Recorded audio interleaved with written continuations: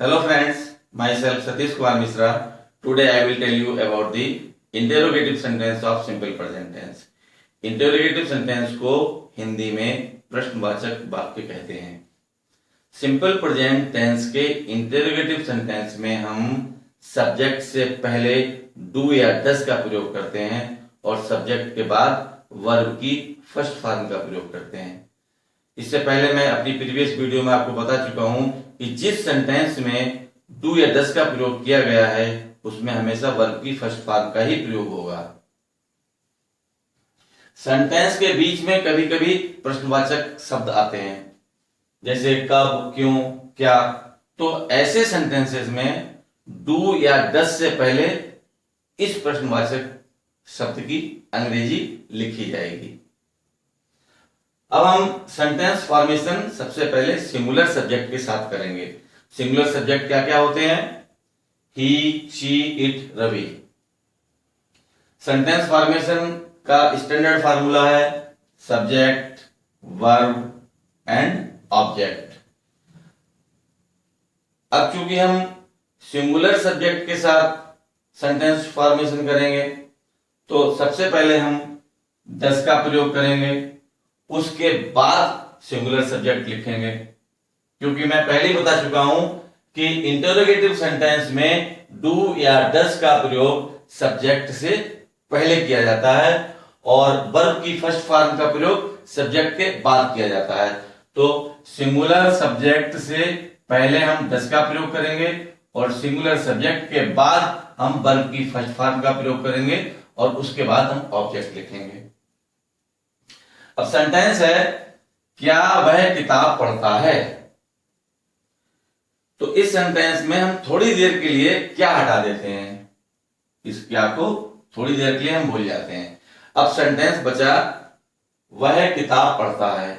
तो सबसे पहले हम सब्जेक्ट लिखेंगे। इसमें सब्जेक्ट है वह, क्रिया है वर्ब है पढ़ता है और ऑब्जेक्ट है किताब। तो सबसे पहले हम सब्जेक्ट लिखेंगे ही, वर्ब रीड। चूंकि पॉजिटिव सेंटेंस है और सिंगुलर सब्जेक्ट के साथ प्रयोग हो रहा है इसलिए हम वर्ब में एस या ईएस लगाएंगे, इसलिए रीड में हमने एस लगा दिया। He reads a book. अब इसके बाद में मैं आपको बताता हूं, हमने आपको बताया कि डू या डस का प्रयोग सब्जेक्ट से पहले किया जाता है और डस का प्रयोग सिंगुलर सब्जेक्ट के लिए किया जाता है। तो ये सिंगुलर सब्जेक्ट है तो हम ये सब्जेक्ट ही से पहले अगर हम डस लिख दें, DOES डस और ही, तो इंटरोगेटिव सेंटेंस बन गया। डस ही रीड्स। अब चूंकि डस इधर आ गया तो ऐसे यहां से गायब हो जाएगा। डस ही रीड अ बुक।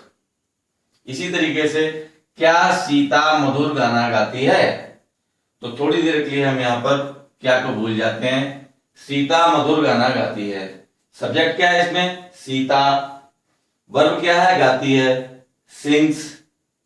मधुर गाना a sweet song. Sita sings A sweet song. अब इसका हमें इंटरोगेटिव बनाना है। सिंगुलर सब्जेक्ट है सीता, तो सीता से पहले डस लग जाएगा। डस सीता सिंग ए स्वीट सॉन्ग।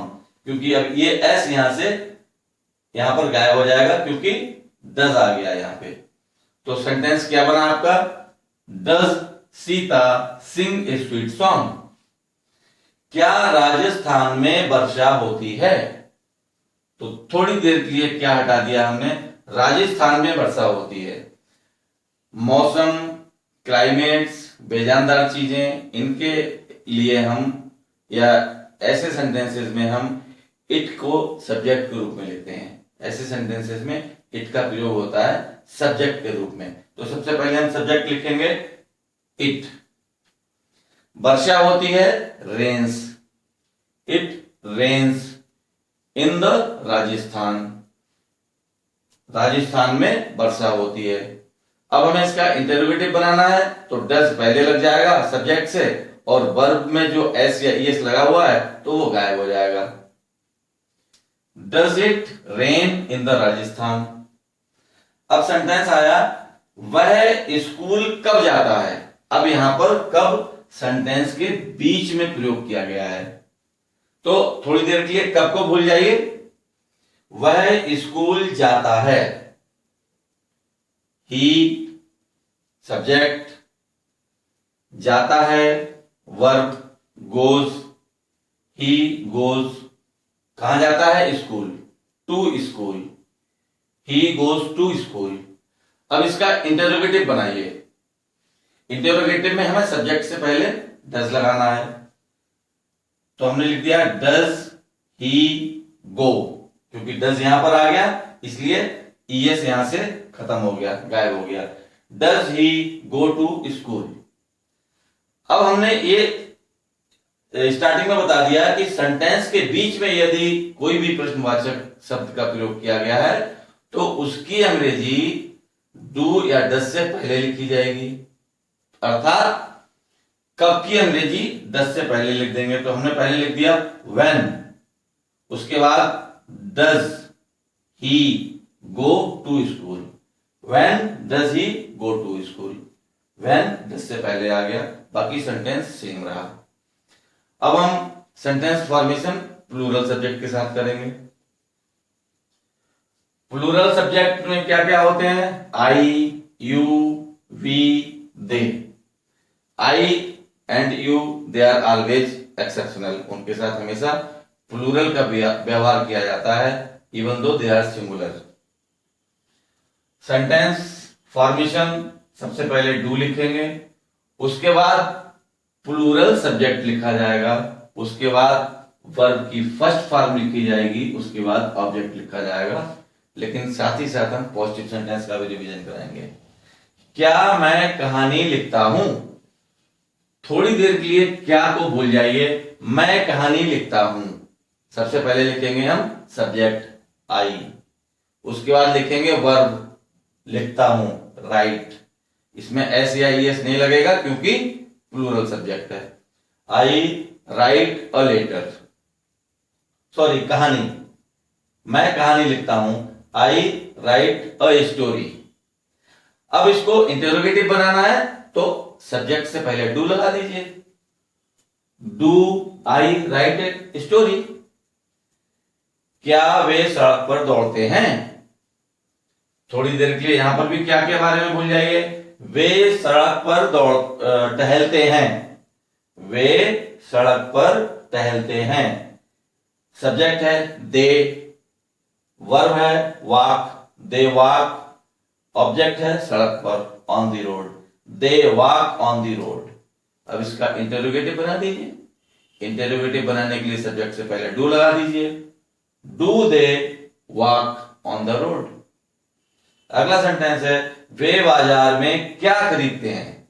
अब यहां पर सेंटेंस के बीच में प्रश्नवाचक शब्द का प्रयोग किया गया है, तो इसको भी हम थोड़ी देर के लिए भूल जाएंगे। सबसे पहले हम पॉजिटिव सेंटेंस बनाते हैं, वे बाजार में खरीदते हैं।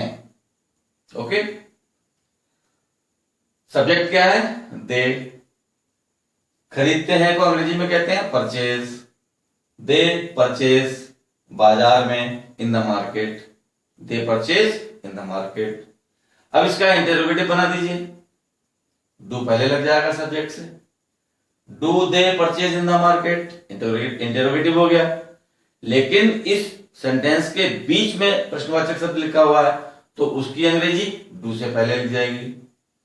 व्हाट, क्या, क्या को अंग्रेजी में बोलते हैं what, what do they purchase in the market. हमने सिर्फ व्हाट की अंग्रेजी डू से पहले लिखी है, यहां लिख दीजिए व्हाट, और ये डू जो है छोटा हो जाएगा, डू।